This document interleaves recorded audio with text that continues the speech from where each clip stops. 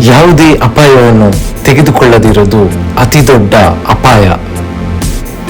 ಜಯಿಸಲು ಉತ್ಸಾಹವು ಸೋಲುವ ಭಯಕ್ಕಿಂತ ದೊಡ್ಡದಾಗಿರಲಿ. ವಿಫಲತೆಗಿಂತ ಭಯ ಹೆಚ್ಚು ಕನಸುಗಳನ್ನು ಕೊಲ್ಲುತ್ತದೆ. ಯಶಸ್ಸು ಭಯದ ಮೆಟ್ಟಿಲಿನ ಇನ್ನೊಂದು ಬದಿಯಲ್ಲಿದೆ.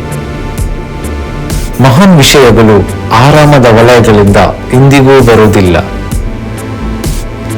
ಒಂದು ಹಡಗು ಬಂದರುಗಳಲ್ಲಿ ಸುರಕ್ಷಿತವಾಗುತ್ತದೆ, ಆದರೆ ಹಡಗುಗಳು ಅದಕ್ಕಾಗಿ ಅಲ್ಲ. ನೀವು ಕನಸು ಕಂಡ ಜೀವನವನ್ನು ಬದುಕಲು ಧೈರ್ಯ ತೋರಿಸಿ.